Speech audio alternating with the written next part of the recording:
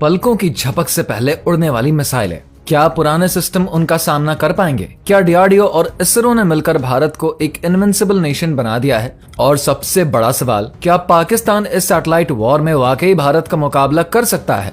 जब निगाहें आसमान चीरती हों और हथियार निशाने से ना चूकता हो, तब दुश्मन का हारना नहीं, उसका वजूद मिटना तय होता है। और आज भारत यही कर रहा है, शांत, सटीक और शक्तिशाली तरीके से।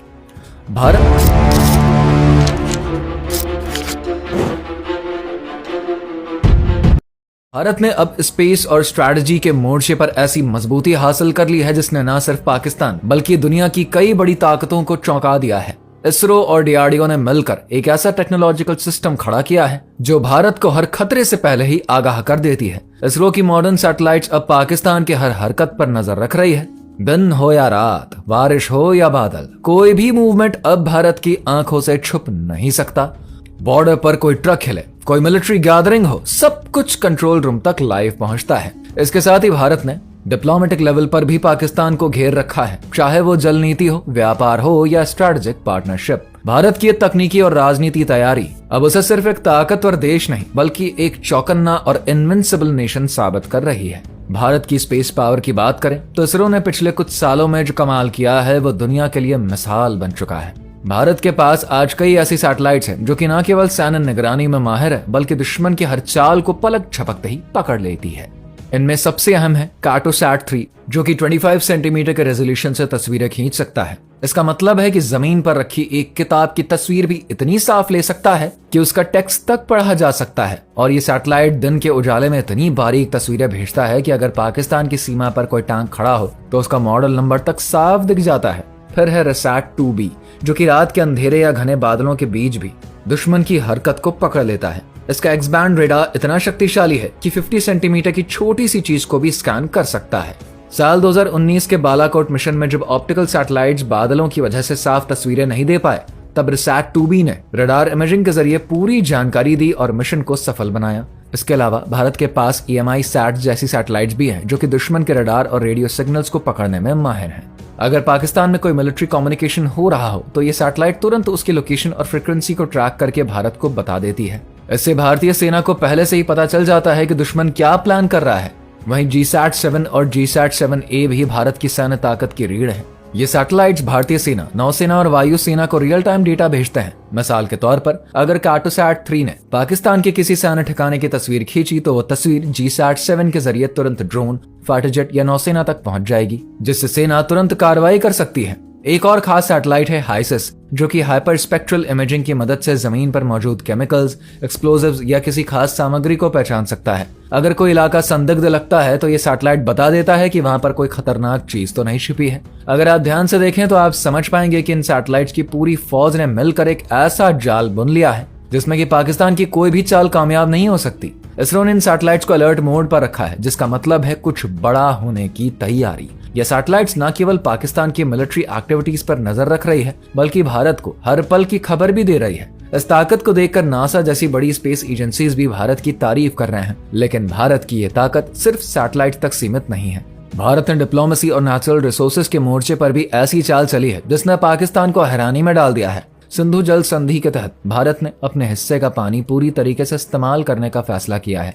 इसके लिए जम्मू कश्मीर में किशन गंगा और रातले जैसे बड़े डैम प्रोजेक्ट शुरू हो रहे हैं, जिससे भारत को बिजली और पानी तो मिलेगा ही, साथ ही पाकिस्तान की पानी की सप्लाई पर भी असर पड़ेगा। वर्ल्ड बैंक के आंकड़ों के मुताबिक पाकिस्तान की 70% खेती इंडस रिवर बेसिन पर निर्भर है। भारत के इन कदमों से उनकी खेती और इकोनॉमी पर भारी दबाव पड़ रहा है। खेत सूख रहे हैं, बांध खाली हैं और पानी की किल्लत ने पाकिस्तान की नींद उड़ा दी है।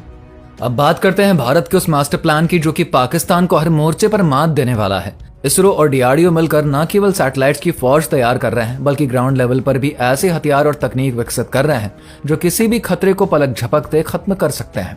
डीआरडीओ की ब्रह्मोस मिसाइल इसका सबसे बड़ा एग्जाम्पल है। ये सुपरसोनिक मिसाइल सैटेलाइट डेटा की मदद से इतनी सटीकता से टारगेट को हिट कर सकती है कि 1 मीटर के दायरे में भी चूक नहीं होती। अगर कार्टोसैट 3, रिसैट 2B और EMI सैट मिलकर किसी टारगेट की सटीक लोकेशन दे दें तो ब्रह्मोस जैसा हथियार कितना खतरनाक हो सकता है, इसका अंदाजा लगाया जा सकता है। इसके अलावा भारत का ड्रोन प्रोग्राम भी तेजी से आगे बढ़ रहा है। DRDO ने रुस्तम 2 जैसे इंडिजिनस ड्रोन भी विकसित कर लिया है, जो कि 36 घंटे तक हवा में रहकर रियल टाइम मॉनिटरिंग और टारगेटिंग कर सकते हैं। अगर EMI सैट को कोई संदिग्ध सिग्नल मिलता है तो रुस्तम 2 उस इलाके की लाइव फीड भेज सकता है। इससे भारत को बिना कोई जवान खोए दुश्मन की हरकत पर नजर रखने की ताकत मिलती है।